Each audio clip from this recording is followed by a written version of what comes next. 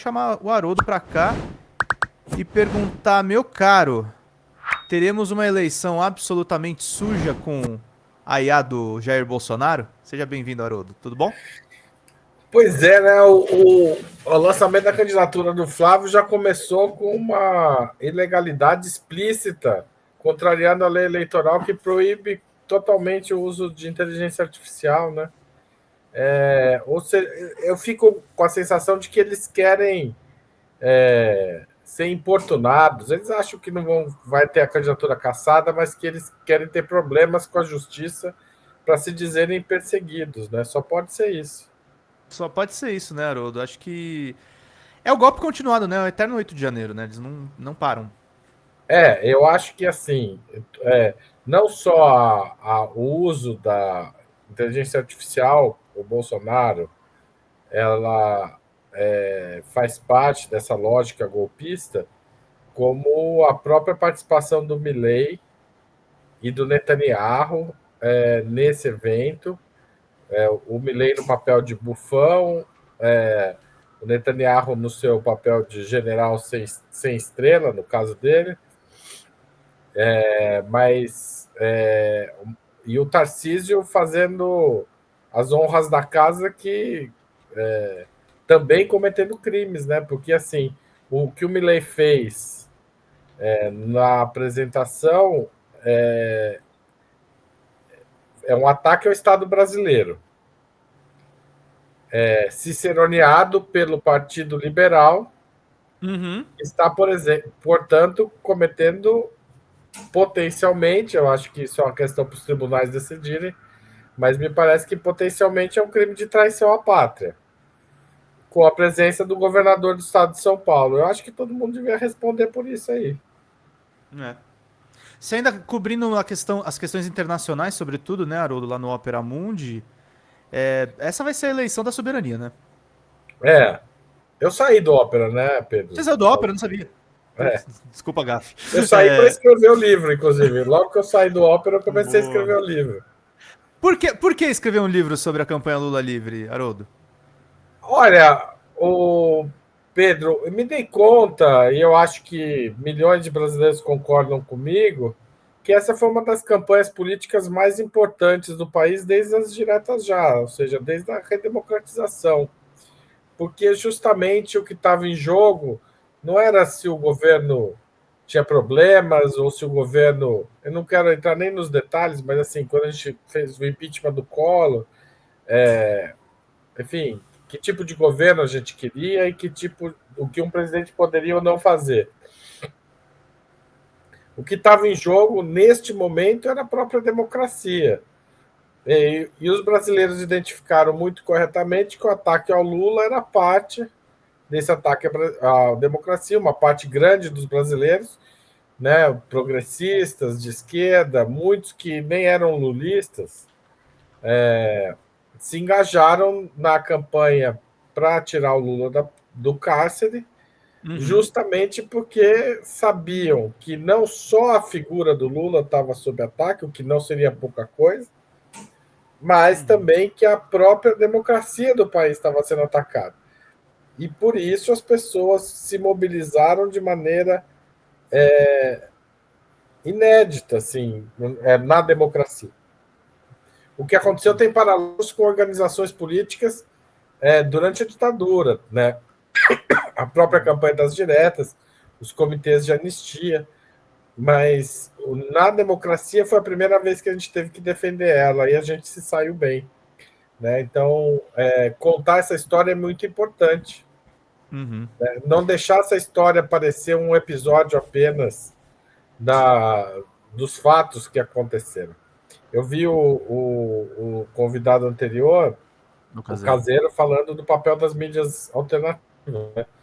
Sim, As mídias alternativas foram fundamentais na saída do Lula da prisão. Se sim. fosse só pelas mídias tradicionais, não, Não teria Lula acontecido. estaria preso até hoje. Sim. Foi o nosso momento mais agudo, né, Haroldo? Bolsonaro era presidente, você lembra bem, e a gente tinha que cobrir tudo. E eu concordo com você, é uma quadra histórica importante. Acho que esse governo Lula 3 para as pessoas que são mais críticas, ele foi o impedimento da reeleição do Bolsonaro e do aprofundamento daquelas desgraças dos 4 anos dele, né? E a consolidação de políticas muito importantes de combate ao racismo, de ampliação do ensino superior para as pessoas pobres, de fortalecimento do SUS depois da pandemia, né? Sim. A eleição do Lula em 2022 Recuperação das políticas culturais do Ministério da Cultura, né? Que tinha sido destruído pelo. também. E ainda falta reconstruir muita coisa por lá, né? Então, assim, a gente tem uh, destruir, como se diz, é sempre mais fácil que construir, né? E o Bolsonaro veio com essa missão. Lembra que ele dizia: se eu só destruir o que o PT fez, já tá bom. Felizmente, ele não conseguiu destruir tudo, mas ele destruiu bastante coisa. E a gente ainda está no processo de reconstrução. E algumas coisas talvez a gente nem consiga reconstruir, porque a conjuntura muda, etc. Né? A gente está vivendo hoje um ataque internacional muito importante. Você falou, né? Essa eleição da soberania e do golpe internacional. Assim, não é mais o golpe contra Dilma. Eles precisavam de muitos aliados internos. Agora o golpe eles estão escalando aliados internacionais. Milei, Netanyahu, né? Os Bolsonaros que ficam nos Estados Unidos, essa figura que é o Paulo Figueiredo, né?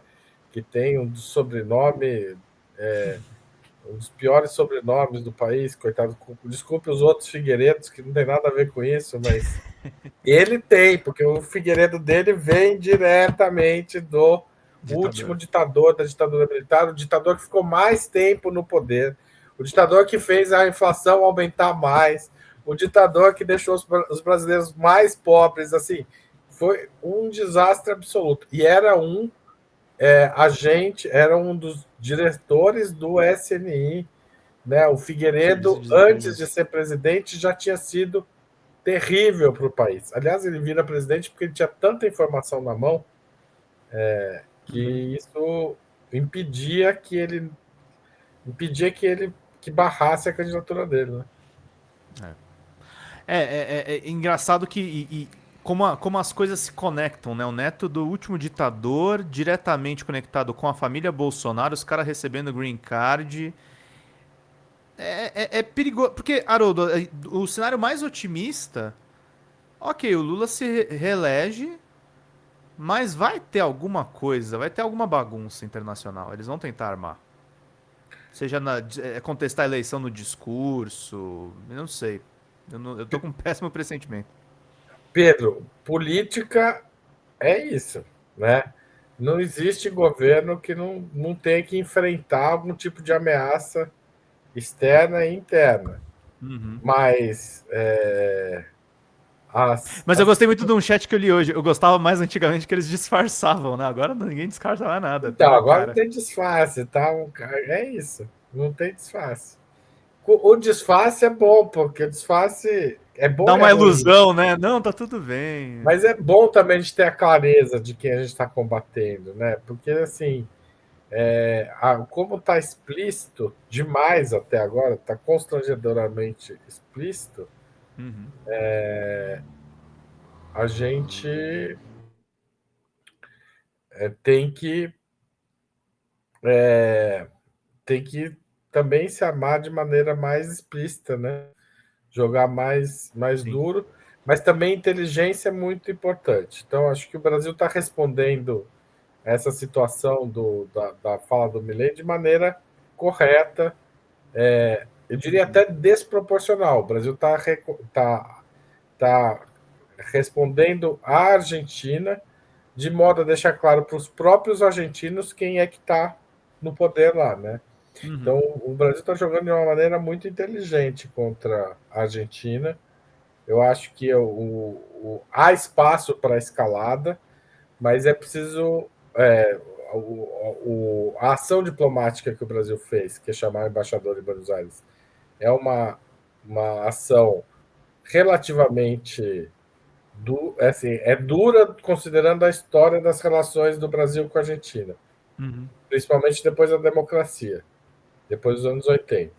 Mas é relativamente suave diante do que foi feito.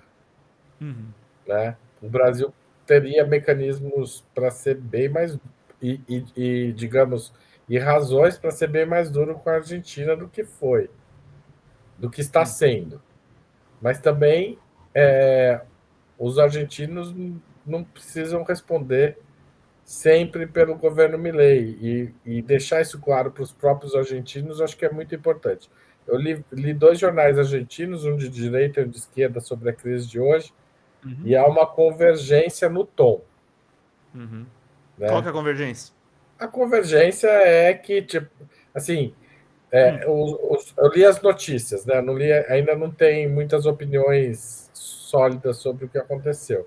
Mas as notícias, elas são escritas no mesmo tom, né? De que chamam mais atenção para o Lula do que a imprensa brasileira chama. A imprensa brasileira meio que equilibrou as críticas ao Moraes e ao Lula, sendo que as críticas ao Lula eu acho que são até mais pesadas do que ao Moraes. Mas, assim, é uma crítica ao Estado brasileiro. E os jornais argentinos, de certo modo, estão noticiando sem tomar nenhum partido pró-Argentina e sem fazer nenhuma crítica ao Brasil, assim, no tom, tipo, na montagem da notícia. Que a gente sabe que você pode montar a notícia de várias formas. Eles montaram de um jeito em que eles são bastante fiéis ao que aconteceu e me parece levemente críticos à postura do Milei. Oi gente, eu sou a Sara Miranda do Folha TV. Eu tô aqui para agradecer sua presença no nosso canal e pedir para você continuar apoiando o nosso jornalismo progressista e independente, que precisa muito da sua ajuda. A primeira coisa, se você não está inscrito no nosso canal, já faz isso agora e receba as notificações das nossas lives. Além disso, você pode acompanhar toda a nossa programação durante a semana. Também tem outras formas de você continuar nos apoiando financeiramente. Uma delas é pelo Pix, folhademocrata@gmail.com. Também temos o apoia-se/Folha TV, onde você faz contribuições mensais e recorrentes e nos ajuda muito. Além disso, você pode se tornar membro do nosso canal. Clica lá no YouTube em tornar-se membro, veja qual é o pacote que melhor cabe no seu bolso e fique mais pertinho da gente, inclusive em grupo de WhatsApp com toda a nossa equipe com quem você pode interagir. Apoiar um canal progressista também é uma forma de militância. Então fica aqui com a gente, apoia o Folha TV, eu te vejo nas próximas lives. Beijo, até mais!